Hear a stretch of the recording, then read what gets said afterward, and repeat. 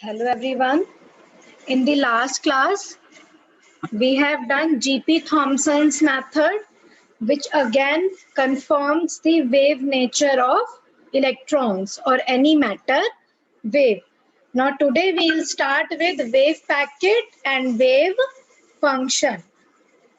So you should know what is a wave packet and what is a wave function.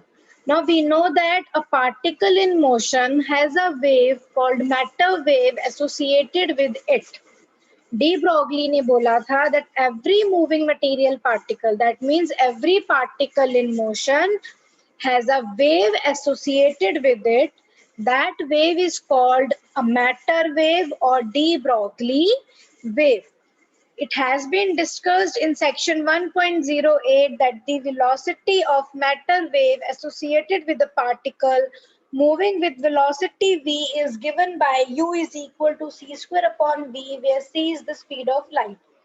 इसको ध्यान से देखो, u is equal to c square upon v. इसमें u क्या है? u is the speed or velocity of the wave associated with the particle. Means u is the velocity of the de Broglie wave and v is the velocity of the particle which is in motion to which a wave is associated whose velocity is u. So v is the velocity of the particle, u is the velocity of the wave associated with the particle और इसकी जो expression होती है वो होती है सी square upon we. इसका जो डेरिवेशन है ये हम अब करेंगे. ये मैंने तुम्हें पहले बताया था. देखो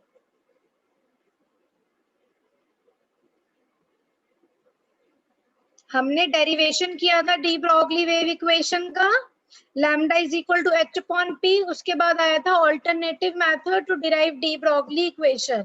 ये करने की जरूरत नहीं है, you can use the previous method.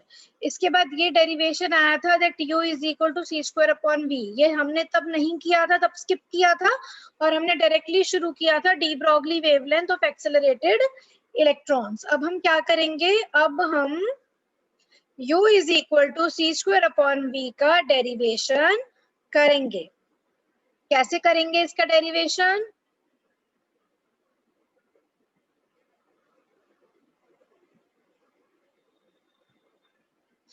ये है इसका derivation. De Broglie wave equation क्या कहती है? Lambda is equal to h upon p. Next what we know, u is equal to mu into lambda, where u is the velocity of wave, mu is the frequency of the wave, lambda is the wavelength of the wave associated with the moving particle. अगर हमारे पास electromagnetic radiation होती, that means light होती, तो ये equation हो जाती c is equal to mu into lambda. अगर हमारे पास इलेक्ट्रोमैग्नेटिक रेडिएशन की बजाय कोई और वेव है तो हम c को रिप्लेस कर सकते हैं बाय u. ये u कुछ भी हो सकता है. स्पीड ऑफ लाइट अगर होगा तो हम u को c से रिप्लेस कर देंगे. अगर इलेक्ट्रॉन है तो u हो गया velocity of electron beam. Proton हो गया तो u हो गया velocity of the proton beam. ठीक है. So u is equal to mu into lambda. Substitute the value of lambda. Lambda is h upon p, and we know h into nu is nothing but the energy of a photon. So h nu is nothing but equal to E. So u is equal to E upon P. Now what is E? E can be written as mc square, Einstein's mass energy relation, and P can be written as mass into velocity, where V is the velocity of the particle. तो हमारे पास U क्या आ गया? C square upon V. So this is the simple derivation of U is equal to C square upon V, where U is the velocity of the wave associated with the moving particle. V is the velocity of the particle. C हमें पता है speed of light होता है. तो अगर एक particle motion में है, जिसकी वेलोसिटी v है, उसके साथ एक वेव एसोसिएटेड होती है जिसकी वेलोसिटी u है, such that u is equal to c square upon v। अब इसके बाद जो मोस्ट इंपॉर्टेंट चीज है ध्यान देने की वो क्या है,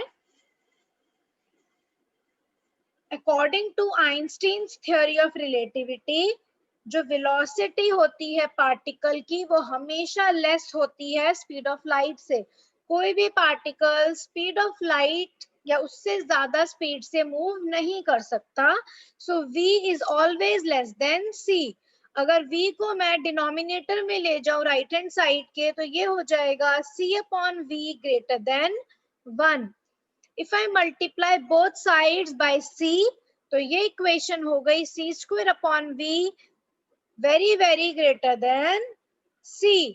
c स्क्वायर अपॉन v क्या है, u, so u is very very greater than c।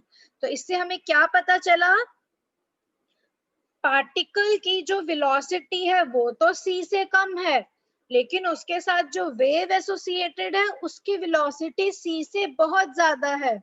इसका मतलब क्या है, पार्टिकल तो पीछे रह गया और उसके साथ जो वेव एसोसिएटेड है वो आगे निकल गई, पर ऐसा तो पॉसिबल ही नहीं है।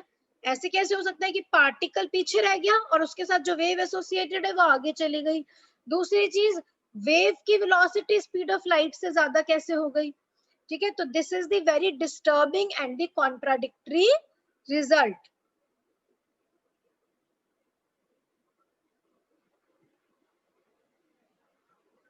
So we'll now again come here. So what we get, u is equal to c square upon v, where c is the speed of light. But this equation has the following disturbing features. कौन कौन से disturbing features है, अभी मैंने बताया। पहला, Einstein theory of relativity क्या कहती है कि speed of a particle is always less than the speed of light, मतलब v is less than c। अभी मैंने दिखाया अगर v लेस देन c है तो जो उसके साथ वेव एसोसिएटेड है उसकी वेलोसिटी u ज्यादा हो जाएगी c से, which is a disturbing result. कभी भी वेव की वेलोसिटी या किसी भी चीज की वेलोसिटी स्पीड ऑफ लाइट से ज्यादा हो ही नहीं सकती। सेकंड डिस्टर्बिंग रिजल्ट क्या है इस इक्वेशन का, from equation 1.54 the velocity of matter wave u comes out to be more than the velocity of particle v, that is the de Broglie wave associated with the particle travels faster than the particle itself and therefore leaves the particle behind. This result is also disturbing। ठीक है, velocity particle के c से ज्यादा नहीं हो सकती, पर u जो है वो बहुत ज्यादा आ रहा है c से। इसका मतलब पार्टिकल तो पीछे रह गया, उसके साथ जो वेव एसोसिएटेड थी वो आगे निकल गई, which is not possible at all. So this is the another disturbing result. So equation 54 से दो disturbing result आए, एक तो वेव की वेलोसिटी c से ज्यादा हो गई, दूसरा पार्टिकल पीछे रह गया, वेव आगे चली गई, which is not possible. So these are the difficulties which were occurring because of the de Broglie hypothesis, which says that every moving material particle is associated with a wave. इस difficulty को Schrodinger ने बहुत ही simplified तरीके से remove किया। Schrodinger ने बोला कि पार्टिकल के साथ वेव तो एसोसिएटेड होती है, नो डाउट, पर अगर कोई पार्टिकल मोशन में है तो उसके साथ सिंगल वेव नहीं एसोसिएट होगी, it has to be a group of waves जिसको हम वेव पैकेट कहते हैं। So in order to remove the difficulties mentioned above, Schrodinger suggested that a material particle in motion cannot be equivalent to a single wave, rather it is equal to group of waves called wave packet. Okay, so this is important. A material particle in motion is not equivalent to a single wave, rather it is equal to a group of waves called wave packet. So this is the wave packet. तो हमारे पास जो wave packet है उसके अंदर particle move कर रहा है। Wave packet की जो वेलोसिटी होती है उसको ग्रुप वेलोसिटी कहते हैं, क्योंकि वो ग्रुप ऑफ वेव्स की वजह से बना है. Super imposition of a group of waves form a wave packet जिसकी वेलोसिटी होती है ग्रुप वेलोसिटी, जिसको हम vg से डिनोट करते हैं. तो हमारे पास तीन तरीके की वेलोसिटी होती है, particle velocity, phase velocity, group velocity. Particle velocity is the velocity of a particle v. Phase velocity vp is nothing but the velocity of a single wave जो यहाँ पे u है. Group velocity vg is the velocity of the wave packet or the velocity of the superimposition of a group of waves. So velocity with which the whole of the wave packet moves is called group velocity, and the velocity of the particle within the wave packet is the particle velocity. So according to Schrodinger, a wave packet consists of a group of waves, each with slightly different velocity and wavelength, having amplitudes and phases such that these interfere constructively over only a small region of space where the particle can be located. Outside this region, the waves interfere destructively. The behavior of a particle can be described by a quantity psi called wave function. Now, अब इसमें main चीजें क्या है ध्यान रखने की, बहुत ज्यादा ध्यान रखने की जरूरत नहीं है. जो इंपॉर्टेंट पॉइंट्स है वो ये है, पार्टिकल के साथ सिंगल वेव एसोसिएट नहीं हो सकती क्योंकि उस सिंगल वेव की वेलोसिटी स्पीड ऑफ लाइट से ज्यादा होती है. u is equal to c square upon v which is not possible. तो श्रोडिंगर ने कहा पार्टिकल के साथ सिंगल वेव एसोसिएट नहीं होगी. It has to be group of waves and the superposition of these group of waves form a wave packet within which now the particle moves. Now the behavior of the particle, this is also important. The behavior of particle can be described by a quantity psi called wave function whose magnitude is large in the region where the probability of occurrence of particle is more. In other regions where the particle is less likely to exist, psi is small. इस line का मतलब क्या है, quantum mechanics की जब हम बात करते हैं, quantum mechanics is probabilistic, it is not deterministic. Classical mechanics deterministic है, क्लासिकल मैकेनिक्स प्रोबेबिलिस्टिक है.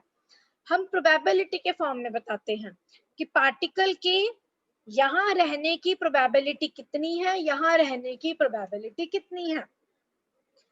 क्लासिकली तो या तो 0 होगा या 1 होगा, पार्टिकल या तो है या नहीं है. क्वांटम मैकेनिक्स में क्या होगा, 20% प्रोबेबिलिटी है पार्टिकल के होने की, 70% प्रोबेबिलिटी है पार्टिकल के होने की, तो इट इज प्रोबेबिलिस्टिक. psi क्या होता है, this basically describes the trajectory of a particle with in the wave packet. जो पार्टिकल मूव कर रहा है वेव पैकेट में, उसका बिहेवियर हम पता लगा सकते हैं बाय psi. इसके बाद हम श्रोडिंगर वेव इक्वेशंस भी डिराइव करेंगे यूनिट 2 में, जो बहुत इंपॉर्टेंट है एग्जाम पॉइंट ऑफ व्यू से. श्रोडिंगर वेव इक्वेशंस जो हैं they basically cover up the whole quantum mechanics. Schrodinger wave equations कुछ डिफरेंशियल इक्वेशंस होती हैं, जब हम उन डिफरेंशियल इक्वेशंस को सॉल्व करते हैं तो हमें साई की वैल्यू मिलती है. अगर हमें किसी भी पार्टिकल के जो मोशन में है with in the wave packet, उसका अगर हमें साई मिल गया तो हम उस पार्टिकल के बारे में सब कुछ पता लगा सकते हैं. तो साई जो है ओवरऑल एक ऐसी क्वांटिटी है which gives the complete information about the particle. तो साई को निकालना बहुत जरूरी होता है अगर हमें किसी भी पार्टिकल के मोशन को क्वांटम मैकेनिकली स्टडी करना है थियोरेटिकली. ठीक है, तो अगर वेव पैकेट के अंदर किसी पर्टिकुलर पोजीशन पे साई का मैग्नीट्यूड ज्यादा है तो हम कहेंगे वहां पर पार्टिकल के प्रेजेंट होने की प्रोबेबिलिटी भी ज्यादा है. With in the wave packet particle move कर रहा है तो वो कहाँ पर है, कहाँ प्रेजेंट है वेव पैकेट के अंदर. तो जहां पर साई की वैल्यू, जिस पर्टिकुलर पोजीशन पे साई का मैग्नीट्यूड ज्यादा है, वहां पार्टिकल के प्रेजेंट होने की प्रोबेबिलिटी ज्यादा है. जहां साई का मैग्नीट्यूड कम है वहां पार्टिकल के प्रेजेंट होने की प्रोबेबिलिटी भी कम होती है. ये जब हम धीरे धीरे और श्रोडिंगर वेव इक्वेशंस पढ़ेंगे तो ये चीजें और क्लियर होंगी, ये चीजें बार बार रिपीट होंगी।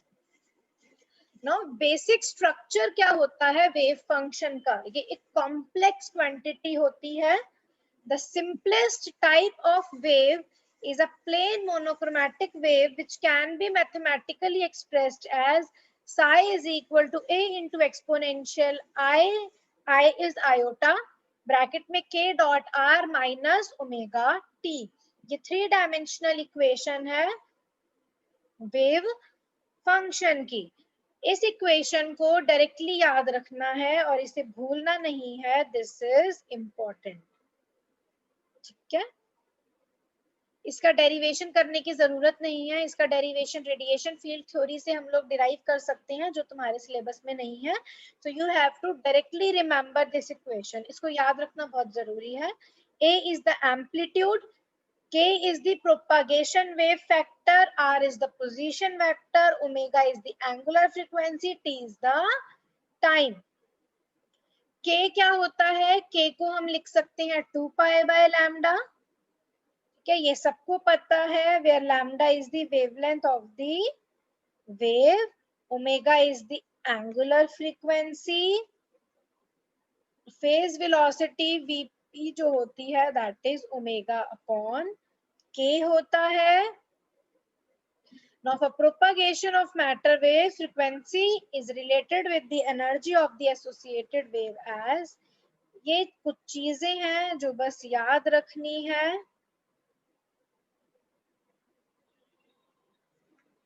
कि ये है, इसमें ज्यादा नहीं करना है इस टॉपिक में, पर इन चीजों को जरूर याद रखना है। ठीक है, पहले हम क्या चीज याद रखेंगे? जो वेव होता है wave function, it is given by this equation 55। ठीक है, के होता है 2 पाई बाय लैम्डा, एनर्जी हमें पता है एच न्यू के इक्वल होती है। इसको अगर मैं 2 पाई से मल्टीप्लाई डिवाइड करूंगी तो हमारे पास क्या हो जाएगा? एच अपॉन 2 पाई को हम एच कट लिख सकते हैं। ठीक है, और 2 पाई न्यू को हम एंगुलर फ्रीक्वेंसी ओमेगा लिख सकते हैं। So E is equal to h nu equal to h cut omega. तो ओमेगा को हमने E के टर्म्स में लिख दिया। नेक्स्ट मोमेंटम होता है H upon lambda from D Broglie equation. ठीक है, इसको 2 पाई से मल्टीप्लाई डिवाइड करें तो h upon 2 pi h cut होगा, 2 पाई बाय लैम्डा के होगा। So P is equal to h cut k. अब ये जो हमारे पास वेव फंक्शन है इसमें k भी आ रहा है, ओमेगा भी आ रहा है। तो ओमेगा को I can write in terms of energy, omega is E upon h cut. k को I can write in terms of momentum, k is equal to P upon h cut. ठीक है, तो इससे हमारे पास वेव फंक्शन क्या आ गया? अब ये देखो, ये तो हमारे पास वेव फंक्शन है सिंगल वेव का, पर एक्चुअली में पार्टिकल के साथ सिंगल वेव नहीं, ग्रुप ऑफ वेव्स एसोसिएटेड होती हैं। So when a large number of plane waves superimposed to form a wave packet, this is written in 1 dimension, then it can be written as, ये भी directly याद करना है, psi x t is 1 upon under root 2 pi integration minus infinity से infinity, a is the amplitude exponential iota kx minus omega t d k। k dot are 3 dimension में था, 1 dimension में ये हो गया के एक्स। के वेक्टर क्या है? के एक्स आई कैप प्लस के वाई जे कैप प्लस के जेड के कैप। आर वेक्टर होगा एक्स आई कैप प्लस वाई जे कैप प्लस जेड के कैप। सो के वेक्टर डॉट आर वेक्टर क्या हो गया? के एक्स इंटू एक्स प्लस के वाई इंटू वाई प्लस के जेड इंटू जेड। तो 1 डायमेंशन में हमारे पास आ गया kx into x, kx को we can write as k, क्योंकि 1 डायमेंशन में हमारे पास एक ही k है।